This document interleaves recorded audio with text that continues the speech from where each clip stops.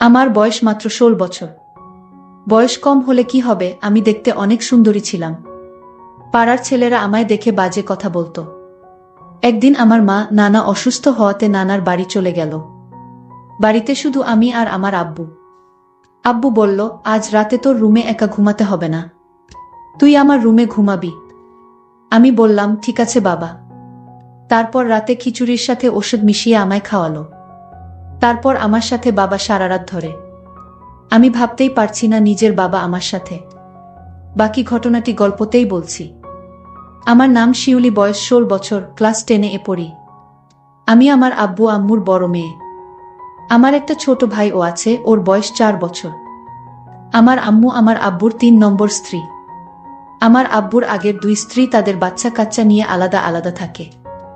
আব্বুর প্রথম স্ত্রীর ৪টা ছেলে আর দ্বিতীয় স্ত্রীর ২টি। সকলেই আমার থেকে বয়সে বড়। আব্বু প্রতি সপ্তাহে ২ দিন করে আমাদের বাড়িতে থাকেন। সপ্তাহের বাকি দিনগুলো ওনাকে ওনার অন্যদের বাড়িতে থাকতে হয়। ওনার খুব বড় কাপড়ের বিজনেস আছে। আমার বয়স ১৬ বছর হলেও এই বয়সেই আমার দেখতে অনেক লম্বা। গায়ের রংটাও ফর্সা। যখন আয়নায় নিজেকে দেখি তখন আমি নিজেই অবাক হয়ে ভাবি আমি এত সুন্দর। একদিন আমার আম্মুর আব্বু হঠাৎ করে অসুস্থ হয়ে পড়লেন। ওর বাড়ি থেকে সকালে ফোন করে জানানো হলো। খবর শুনেই আম্মু আমার ছোট ভাইকে নিয়ে তড়িঘড়ি করে তাকে দেখতে নার্সিংহোম বেরিয়ে গেলেন। আমি বাড়িতে একলা রইলাম।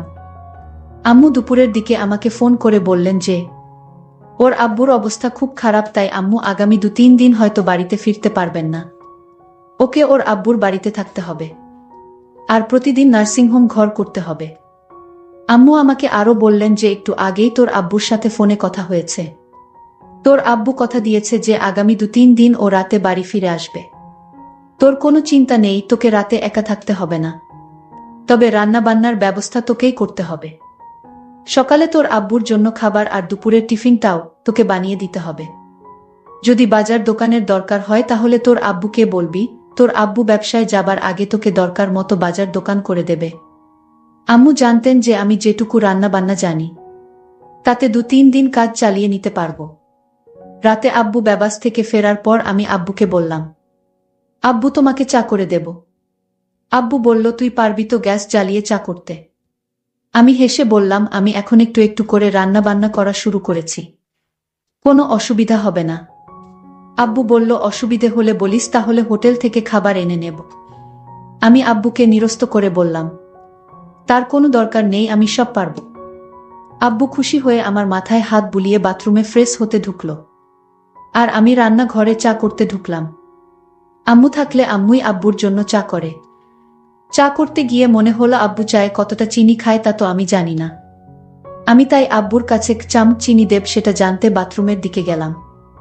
গিয়ে দেখি বাথরুমের দরজা খোলা। আব্বু কি যেন একটা করছে লুকিয়ে লুকিয়ে। আর একটু কাছে গিয়ে যা দেখালাম তাতে আমার চোখ চানাবড়া হয়ে গিয়েছে। দেখি আব্বু আমার জামাকাপড়টা ধুয়ে দিচ্ছে। আমি আব্বুকে বললাম, আব্বু তুমি আমার জামাকাপড় ধুয়ে দিচ্ছে কেন? আমি ধুতে পারবো, তোমাকে কষ্ট করতে হবে না। আমি হতবাক হয়ে গেলাম আব্বুর কাণ্ড দেখে। সরল মনে আব্বুকে ডেকে বললাম, আব্বু কি করছো কি তুমি? ওগুলো আমিও কাচতে পারবো তো? আব্বু বলল, ওগুলো থেকে তো ঘামের গন্ধ বের হচ্ছে। আব্বু প্রথমটায় কেমন যেন একটু থতমত খেয়ে গেল। আমি যে হঠাৎ এখানে চলে আসতে পারি তা হয়তো ভাবেনি। কিন্তু আব্বু কয়েক সেকেন্ডের মধ্যেই নিজেকে একটু সামলে নিল। আমি তো আব্বুকে কোনোদিন দেখিনি আমার কাপড় ধুয়ে দিতে। আজ কেন আব্বু কাপড় ধুয়ে দিচ্ছে? আমি ভাবলাম আম্মু হয়তো বাড়িতে নেই তাই। আমার হাতের চা খেয়ে আব্বু খুব খুশি হলো। আমরা একসাথে টিভি দেখতে বসলাম। টিভিতে একটা সিনেমা চলছিল। সিনেমাতে হঠাৎ একটা অদ্ভুত দৃশ্য দেখতে পেলাম, আর সেটা দেখে আমার ভয় করতে শুরু করলো। আর আমি ভূতকে খুব ভয় পাই। আব্বু আমার ভয় দেখে নিজের আব্বুকে নিজেরই কেমন যেন অচেনা বলে মনে হতে লাগলো। যে আব্বু আমাকে কষ্ট করে বড় করেছে, যে আব্বুর কাছে এটা ওটা বায়না করেছি, দুষ্টুমি করলে বা পড়াশোনায় ফাঁকি দিলে, যে আব্বুর ধমক খেয়ে অভিমানে কান্নাকাটি করেছি, শরীর খারাপ হলে যে আব্বু আমার পাশে সারা রাত ঘুমিয়ে থেকেছি, সেই আব্বুকে আজ হঠাৎ কেমন যেন অচেনা একটা বাইরের লোক বলে মনে হচ্ছিল। আব্বুকে আজ আমি অন্যরকম দেখতে পেলাম। ঝট করে উঠে পড়ে রান্নাঘরের দিকে হাঁটা দিলাম। আব্বুকে বললাম, আব্বু আমি একটু রান্নাঘরে যাচ্ছি, আমাকে রাতের খাবার গরম করতে হবে। আমি আব্বুকে দেখলাম আমার পিছু পিছু রান্নাঘরে চলে আসছে। আব্বুকে বললাম, তোমার আসার তো দরকার ছিল না। তারপর রাতে আমি আর আব্বু একসাথে খাবার টেবিলে খেতে বসলাম। দেখি আব্বু খেতে বসেও এক অন্যরকম দৃষ্টিতে আমার দিকে বারবার তাকাচ্ছে। জীবনে কোনোদিন আব্বুকে আমার দিকে এরকমভাবে তাকাতে দেখিনি আমি। আব্বু হঠাৎ আমাকে জিজ্ঞেস বলল, তোর আম্মু কি পরশু ফিরবে? আমি বললাম, জানি না, তবে আম্মু আজ ফিরতে পারবে না সেটা বলেই গেছে। শিউলি, আজ রাতে তুমি আমার রুমে ঘুমাবে। আমি বললাম, কেন? আমি তো আমার ঘরে সব বলে বিছানা করে রেখেছি। আব্বু বলল, আজকে তো তোমার আম্মু নেই, আলাদা আলাদা শুয়ে কি হবে? আর তাছাড়া আমি তোমাকে একা একা রুমে ঘুমাতে দিতে পারি না। আমি বিশেষ না ভেবে মাথা নেড়ে সম্মতি দিলাম। রাতে আমি আম্মুর শোবার ঘরে গিয়ে খাটে মশারি টাঙিয়ে শুয়ে পড়লাম। আব্বু তখন বাথরুমে। আব্বু বাথরুম থেকে ফিরে ঘরে ঢুকে দরজা বন্ধ করে দিল। আব্বু লাইট নিভিয়ে দিল। আমি বললাম, আব্বু নাইট বাল্বটা জ্বালাও না। আব্বু বলল, না থাক, আজ অন্ধকারই ভাল লাগছে। লাইট পুরোপুরি নিভে যেতে ঘরে অন্ধকার ছেয়ে এল আর আমি ঘুমিয়ে পড়লাম। আধ ঘন্টা পর হঠাৎ আমার ঘুম ভেঙে গেল। আমার কোনোভাবেই ঘুম আসছিল না। আমি লক্ষ্য করলাম আব্বু ঘুমায়নি।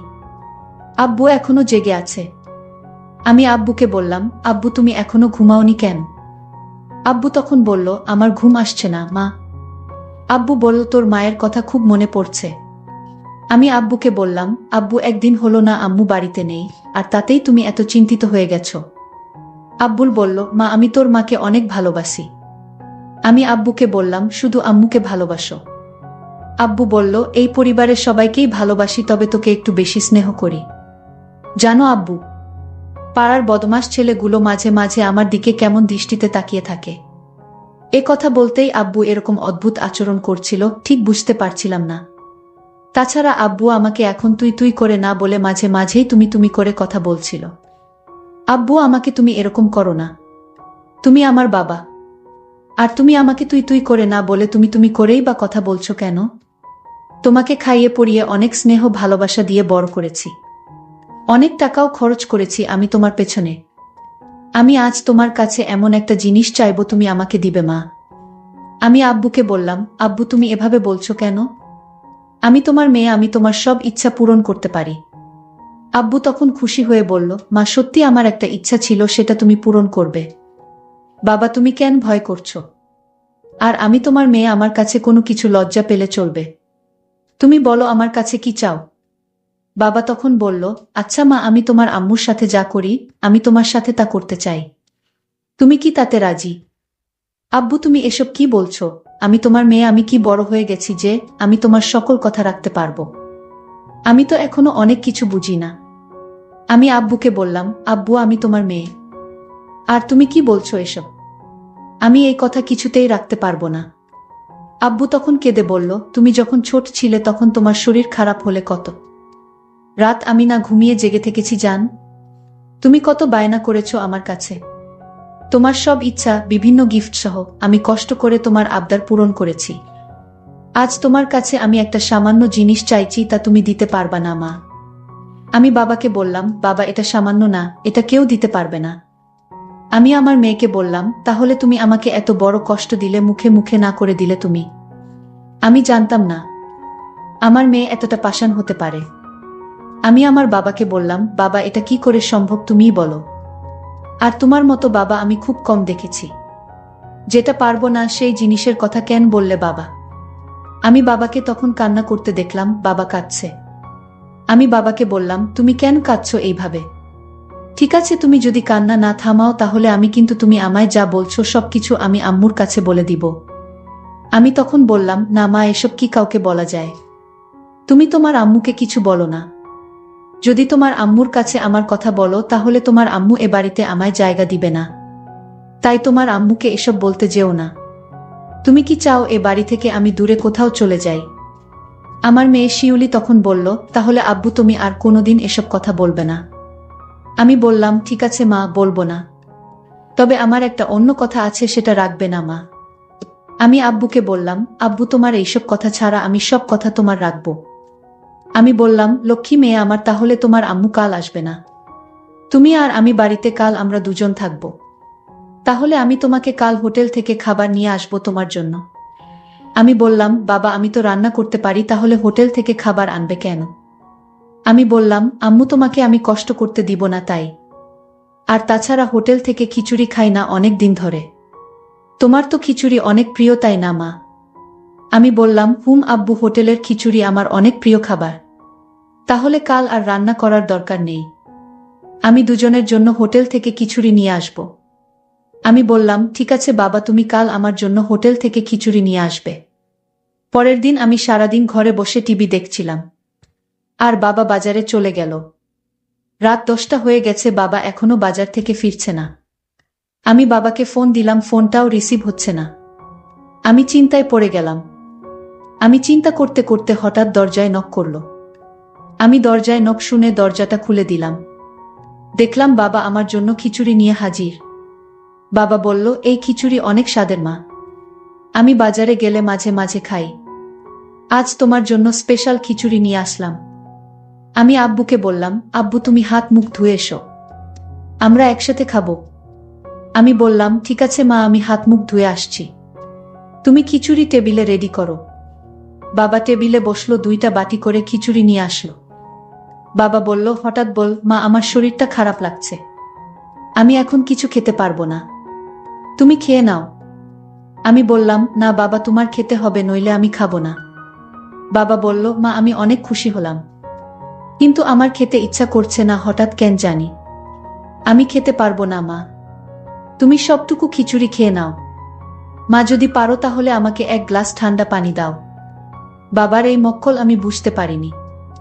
আসলে বন্ধুরা, বাবা কেন খিচুড়ি খেতে চাইল না তা যদি তোমরা জানো তাহলে তোমাদের হুঁশ উড়ে যাবে।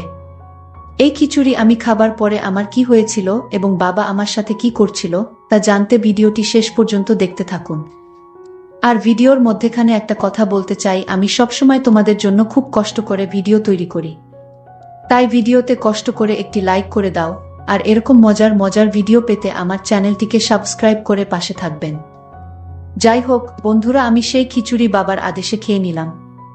খিচুড়িটা অনেক টেস্ট হয়েছে, আমার কাছে খুব ভালো লাগছিল, কিন্তু খিচুড়িটা খাওয়ার পর হঠাৎ আমার মাথাটা যেন জিন জিন করছিল। আমার চোখ দিয়ে অন্ধকার দেখতে পেলাম। আমি বাবাকে বললাম, বাবা আমার জানি শরীরটা কেমন করতেছে, আমি ঘুমাবো, আমি আমার রুমে ঘুমিয়ে পড়ি। বাবা তুমি তোমার রুমে গিয়ে শুয়ে পড়ো বাবা। আমি মনে মনে বললাম, কাজ হয়ে গেছে। আমার মেয়ে তার রুমে গিয়ে শুয়ে পড়ল। আর দরজাটা লক করতে ভুলে গেছে আমার মাম্মি। আমার মেয়ে তখন বিছানায় শুয়ে পড়ল। শুয়ে পড়ার সাথে সাথে ঘুমিয়ে গেল। আমি গভীর রাতের জন্য অপেক্ষা করতেছিলাম। রাত যখন 2টা বাজে তখন আমি আমার মেয়ের রুমে গেলাম। তারপর তার বিছানায় বসলাম। দেখলাম আমার মেয়ে নিষ্পাপ শিশুর মতো ঘুমাচ্ছে। আমার মেয়েকে চাঁদের চেয়েও সুন্দর লাগছিল। আমি আমার মনের অজান্তেই ভুল গিয়েছিলাম এটা আমার মেয়ে। আমি যখন আমার মেয়ের দিকে তাকিয়েছিলাম তখন দেখলাম মেয়ে আমার খুব শান্তিতে ঘুমাচ্ছে। আমার মাথায় মাথায় বারবার জানান দিচ্ছিল, আজ তোমার সুযোগ, আজ তোমার এই সুযোগ কখনো চেয়ে দিও না, কারণ এই সুযোগ তুমি আর পাবে না। আর তাই আজ তোমার সময়। আমার মাথায় এই চিন্তা ভর করল। হঠাৎ লক্ষ্য করলাম আমার মেয়ে আমার দিকে তাকিয়ে রইল। মাত্র দেখলাম ঘুমিয়ে আছে, হঠাৎ চোখ খোলা, এক দৃষ্টিতে আমার দিকে তাকিয়ে রইল। আমি একটু ভয় পেয়ে গেলাম। আমার মেয়ে কিনা কি মনে করে এত রাতে তার রুমে আমি আমার মেয়েকে বললাম, মা তুমি মশারি টানাতে ভুলে গিয়েছো, কিন্তু তোমায় মশায় থেকে বাঁচাতে আমি মশারি টানিয়ে দিতে আসলাম। দেখি আমার মেয়ে কোনো কথা বলে না, আমার দিকে এক পলকে চেয়ে রইল। আমি বললাম, মা তুমি কথা বলছো না কেন? আমার আরো একটা জোরে ডাক দিলাম, মা তুমি কথা বলছো না কেন? আমি আমার মেয়ের নাকের কাছে হাত দিয়ে দেখলাম সে নিঃশ্বাস নিচ্ছে না। আমি বুঝতে পারলাম আমার মেয়ে দুনিয়াতে নেই, আমার মেয়ে মারা গেছে। আমি চিৎকার করে কান্না করে বললাম, আমি একই করলাম, আমি আমার মেয়েকে নিজের দোষে দুনিয়া থেকে বিদায় করে দিলাম। আমি তো জানতাম না যে এই খিচুড়ি খেলে মেয়ে মারা যাবে। আমি ভেবেছিলাম ঘুমিয়ে থাকবে, কোনো হুঁশ থাকবে না। এখন তো দেখি আমার মেয়ে মারা গেছে, আমার শাস্তি হওয়া উচিত। আমি এভাবে চিল্লাতে থাকি। বন্ধুরা, আজকের গল্পটি এখানেই শেষ করলাম। ভালো লাগলে চ্যানেলটি সাবস্ক্রাইব করে পাশে থাকবেন। ধন্যবাদ।